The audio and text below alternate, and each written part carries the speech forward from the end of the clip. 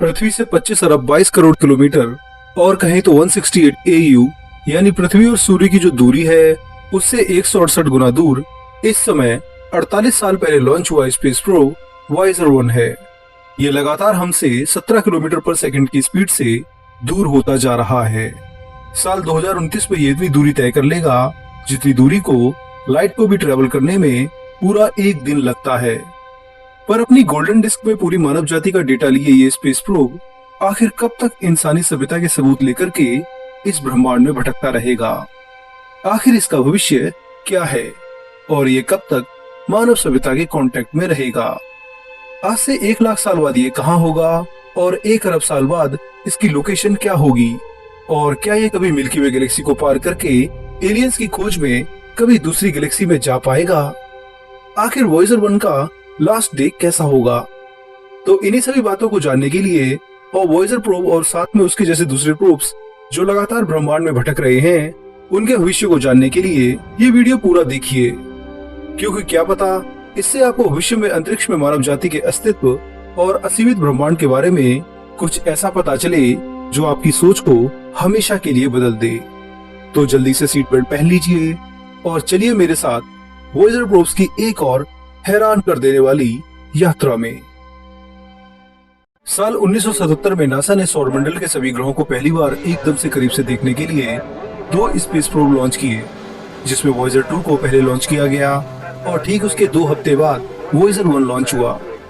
मात्र 2 सालों में वॉयेजर 1 जुपिटर के काफी करीब पहुंचा और पहली बार मानव सभ्यता ने इस विशाल गैसीय ग्रह को इतने करीब से देखा।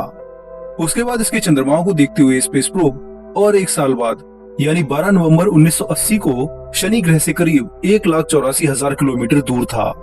सैटर्न की रिंग्स को देखने के बाद वॉयेजर 1 किसी दूसरी दिशा में चला गया और वॉयेजर 2 लगातार सोलर सिस्टम में दूसरे ग्रहों और उनके मून्स को देखने के लिए निकल पड़ा।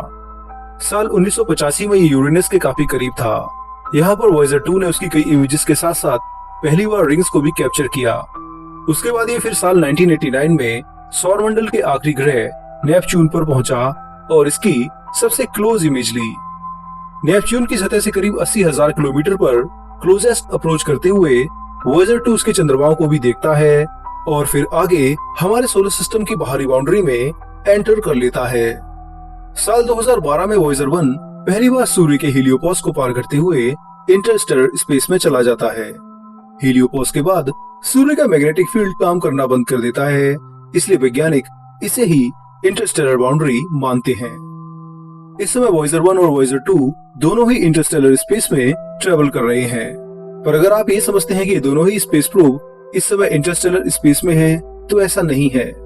वॉयेजर से 4 साल पहले लॉन्च हुए पायोनियर 10 और 11 दोनों ही प्रोब भी इंटरस्टेलर स्पेस में हैं और अपने साथ इंसानी सभ्यता के सबूत भी लिए हुए हैं, ताकि किसी एलियन सभ्यता को इंसानों के बारे में बता सकें। वैसे इन प्रोब्स के अलावा प्लूटो पर लॉन्च किया गया स्पेस प्रोब न्यू होराइजन्स भी वॉयेजर प्रोब्स के साथ इंटरस्टेलर स्पेस में भटक रहा है। तो कुल मिलाकर इस समय मानव जाति के 5 स्पेस प्रोब सूर्य की बाउंड्री को छोड़कर ब्रह्मांड में भटक रहे हैं। पर इनमें से सबसे खास वॉयेजर प्रोब्स ही हैं, जिनमें महान वैज्ञानिक कार्ल सैगन को भी उम्मीद थी कि ये एक ना एक दिन एलियंस को मानव सभ्यता के बारे में बता देंगे कि हम कौन थे और कहाँ रहते थे। खैर ये काम ये आज भी कर रहे हैं। वॉयेजर और पायनियर प्रोब्स में एक गोल्डन डिस्क लगी है जो इंसानी सभ्यता के कई सबूतों के साथ साथ सूर्य की लोकेशन भी बताती है। इसमें लगा पल्सार मैप बहुत खास है। सूर्य को सेंटर मानकर उसके आसपास के 14 पल्सार स्टार से इसकी दूरी इस डिस्क में बताई गई है, जिसे आप स्क्रीन पर देख सकते हैं। इस मैप से एलियंस इन 14 पल्सार स्टार में से किसी एक को भी देखेंगे तो उन्हें उसकी मदद से हमारे सूर्य की सटीक दूरी और डायरेक्शन दोनों पता चल जाएंगी और वह आसानी से हमारे सोलर सिस्टम में आ सकेंगे।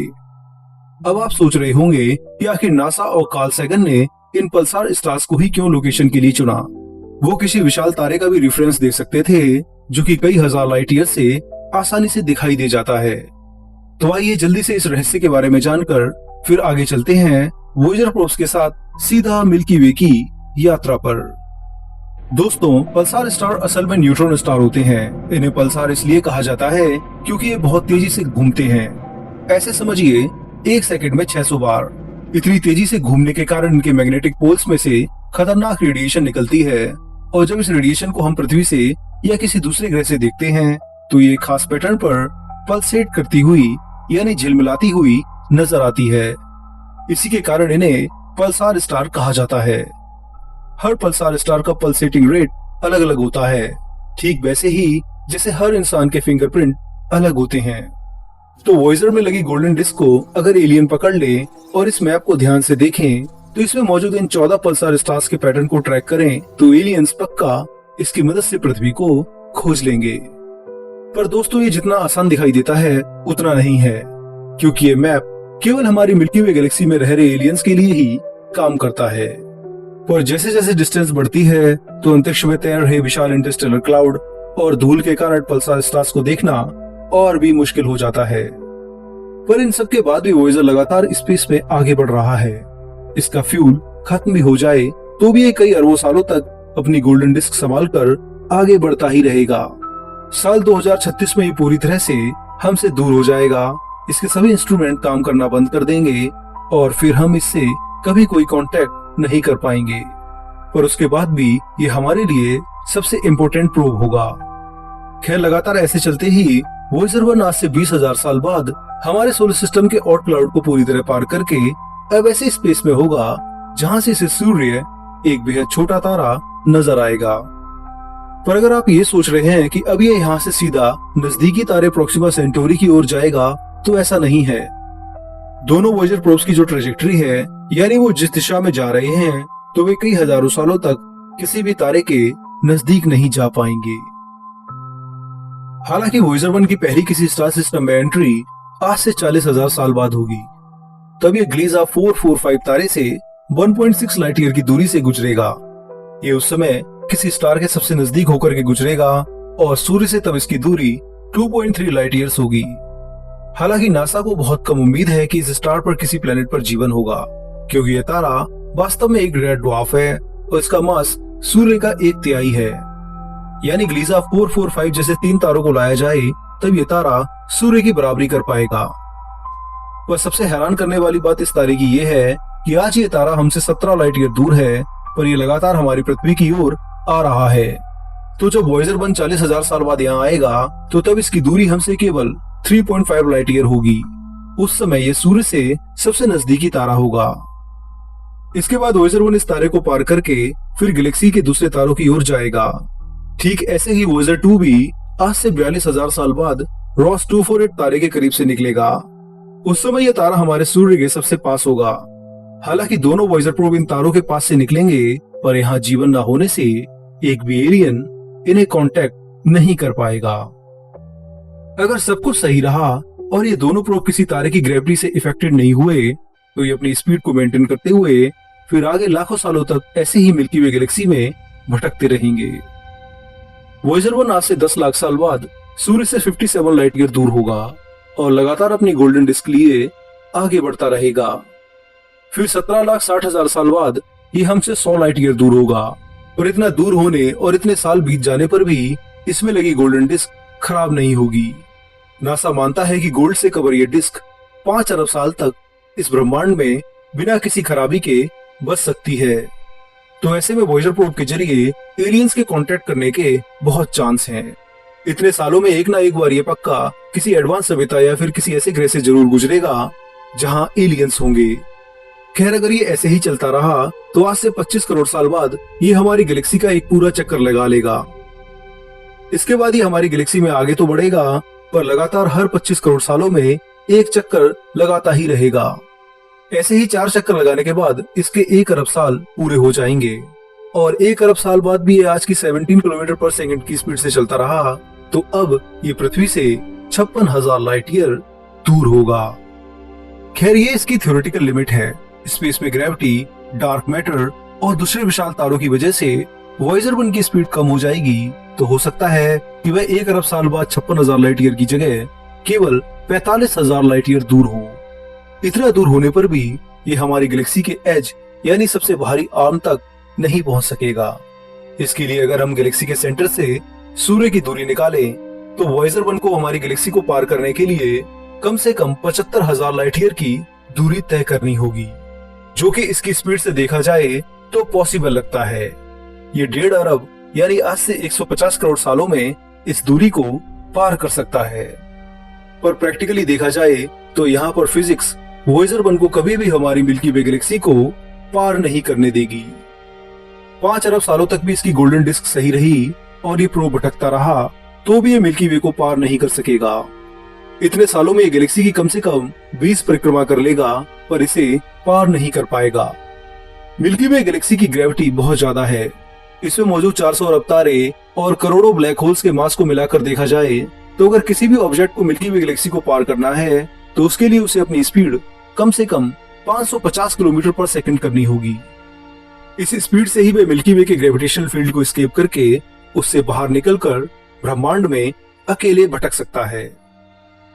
पर अगर वॉयेजर 1 की स्पीड कभी इतनी नहीं हो पाई तो फिर ये अपने पूरे जीवन काल तक इसी गैलेक्सी में भटकता रहेगा। पर 5 अरब साल ब्रह्मांड की स्केल पर बहुत बदलाव लाते हैं।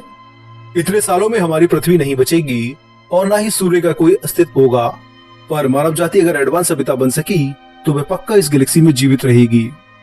5 अरब साल बाद मिल्की वे गैलेक्सी और एंड्रोमेडा गैलेक्सी दोनों एक साथ मर्ज होकर के विशाल इलिप्टिकल गैलेक्सी बन जाएंगे और यहाँ फिर दोनों गैलेक्सी के कोलिजन के कारण कई तारे अपने ऑर्बिट को भटककर या तो कई तारों से टकराकर खत्म हो जाएंगे या फिर इतनी स्पीड पकड़ लेंगे कि इस विशाल गैलेक्सी को ही छोड़कर अनंत ब्रह्मांड में भटकते रहें। अगर वॉयेजर 1 उस समय भी रहा तो अब इसके गैलेक्सी से निकलने के बहुत ज्यादा चांसेस होंगे।